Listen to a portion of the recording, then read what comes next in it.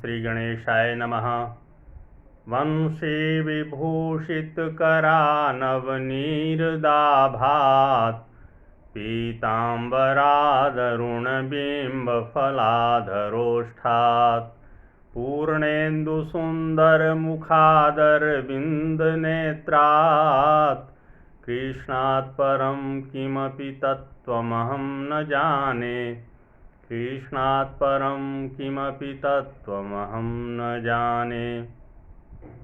मैं वेंकटेश शर्मा, सहायक प्राध्यापक, गुरुकुल संस्कृत महाविद्यालय बैरगनिया सीतामढ़ी, आज की ऑनलाइन कक्षा में उपशास्त्री प्रथम खंड के विद्यार्थियों का हार्दिक स्वागत करता हूं, अभिनंदन करता हूं। आज की कक्षा अनिवार्य द्वितीय पत्र राष्ट्रभाषा हिंदी की है।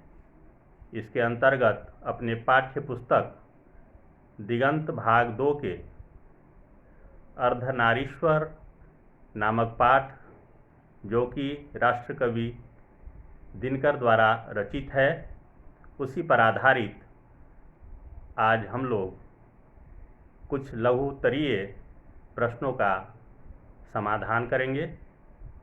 पहला प्रश्न है, नारी की पराधीनता कब से आरंभ हुई?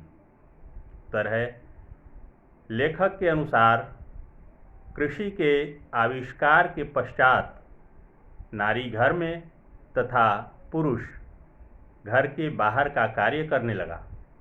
इस प्रकार नारी की पराधीनता वहीं से आरंभ हुई।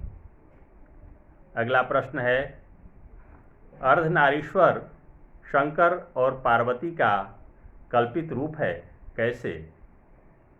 उत्तर होगा, अर्धनारीश्वर शिव और पार्वती का काल्पनिक रूप है, जिनका आधा अंग पुरुष का तथा आधा अंग नारी का होता है। एक ही मूर्ति की दो भुजाएं, एक त्रिशूल लिए एवं दूसरी भुजा में चूड़ियाँ। एक ही मूर्ति के दो पांव, एक जड़ीदार साड़ी से आवृत और दूसरा पांव बाघंबर से ढका हुआ। यह शिव और शक्ति का समन्वित रूप है। इस स्वरूप की कल्पना के पीछे इस बात के संकेत हैं कि नारी नर पूर्ण रूप से समान हैं। अगला प्रश्न है, पुरुष और स्त्री में अर्धनारीश्वर का रूप आज कहीं भी देखने में नहीं आता, ऐसा क्यों? उत्तर है, आज स्त्री और पुरुष के गुणों के बीच एक प्रकार का विभाजन हो गया है और विभाजन रेखा को लांघने में दोनों को भय लगता है। संसार में सभी जगह पुरुष पुरुष के रूप में तथा स्त्री स्त्री के रूप में सम्मानित है, लेकिन पुरुष समाज संवादी है। इसी कारण वह नार्योचित गुणों को अपनाकर समाज में स्त्रैण कहलाने से घबराता है। वही हाल नारियों का भी है।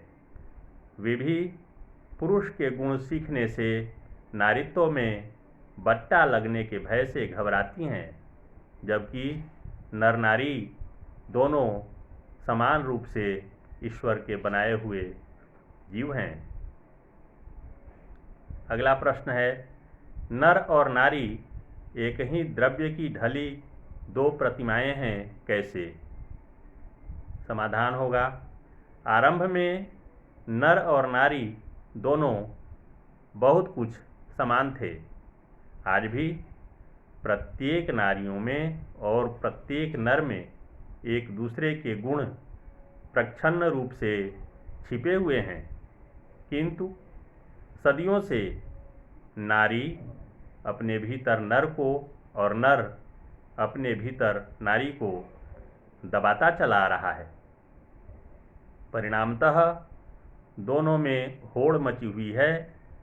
प्रकृति ने दोनों को एक दूसरे का पूरक बनाया है। दोनों प्रकृति द्वारा सृजित हैं, इसलिए दोनों नर नारी एक ही द्रव्य की बनी दो प्रतिमाएं हैं। अगला प्रश्न है, यदि संधि की वार्ता महाभारत काल में यदि संधि की वार्ता कुंती और गांधारी के बीच हुई होती तो बहुत संभव था कि महाभारत न मचता। लेखक के इस कथन से आप कहाँ तक सहमत हैं? अपना पक्ष रखें। समाधान है, अर्धनारीश्वर निबंध में राष्ट्रकवि दिनकर ने नारी शक्ति की मर्यादा एवं महानता को दर्शाने का प्रयत्न किया है। इसी प्रसंग में उन्होंने चर्चा की है कि यदि संधि की वार्ता कृष्ण और दुर्योधन के बीच न होकर कुंती और गांधारी के बीच हुई होती तो बहुत संभव था महाभारत नहीं होता, टल जाता। दिनकर की इस उक्ति से मैं सर्वथा सहमत हूँ। प्रथम तो पुरुष स्वभाव से कर्कश एवं कठोर होता है। युद्ध के समय उसे इसका ध्यान ही नहीं रहता कि रक्तपात के पीछे जिनका सिंदूर पूछने वाला है उनका क्या हाल होगा।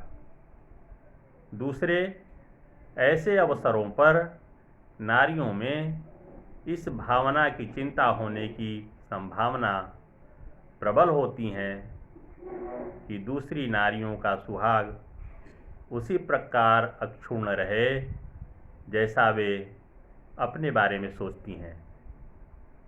ऐसा इसलिए कि नारियां पुरुषों की तुलना में कम कर्कश एवं कम कठोर हुआ करती हैं। कुंती एवं गांधारी दोनों अपने अपने पुत्रों को राजा बनते देखना चाहती थीं, लेकिन इतना तय है कि वे इसके लिए इतना बड़ा रक्तपात को स्वीकार नहीं करती। दोनों चाहती थी कि युद्ध न हो, वार्ता से कोई न कोई रास्ता निकल जाए।